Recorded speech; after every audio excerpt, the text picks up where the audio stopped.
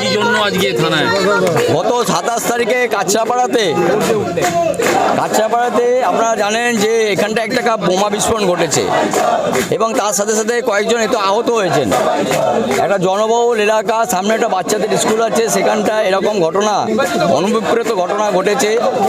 এবং আমরা দেখেছি যে আমাদের 29 তারিখে একটা শান্তিপূর্ণভাবে আইন অমান্য আন্দোলন ছিল, কর্মসূচি ছিল, এবং সেই কর্মসূচিতে যেভাবে পুলিশ নির্বিচারে আমাদের কর্মীদের উপরে লাঠিচার্জ করেছে, আমাদের পুরুষ যে সময় মহিলা কর্মী কার্যকর্তা ছিল তাদের উপরে যেভাবে পুলিশ লাঠিচার্জ করেছে তার প্রতিবাদ জানিয়ে এবং বেআইনিভাবে আমাদের কর্মীদেরকে আটক করার প্রতিবাদে সার্বিক যে আইনি পরিস্থিতি আছে তার অবনতির প্রতিবাদ জানিয়ে, অবনতি হয়েছে তার প্রতিবাদ জানিয়ে আজকে আমাদের এই কর্মসূচি, আমাদের থানা ঘেরাও কর্মসূচি।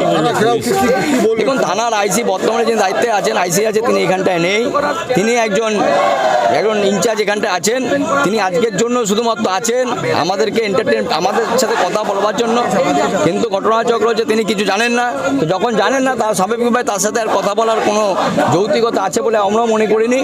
উনি আমাদের ঘটনাটা শুনলেন এবং বললেন সেটা কমিশনার অফ পুলিশের কাছে আমরা পাঠিয়ে দেবো।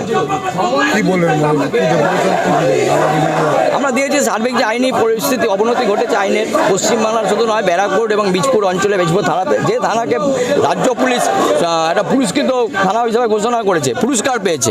মানে যারা বিচার করছেন তারা কতটা অপদার্থ যে এমন একটা থানাকে পুরস্কার দিচ্ছে, যে থানার আন্ডারে আজকে বোমা পাওয়া যাচ্ছে জনবহুল এলাকায়। তারা চিন্তা করে দেখুন, যারা বিচারকর্তা, যে সমস্ত বিচারকর্তা ওখানে বসে আছেন, নবান্নে বসে আছেন, তারা সকলেই অপদার্থ। তেনা কোনো আশ্বাস দিতে পারলেন না। তারা আশ্বাস দেবেন তৃণমূলের নেতা কর্মীদের সাথে কথা বলবেন, তারপরে আমাদেরকে আশ্বাস দেবেন। এটা তৃণমূলের দলদাস, তৃণমূল যা বলবে সেটাই আমাদেরকে বলবে। শুধু বিরোধী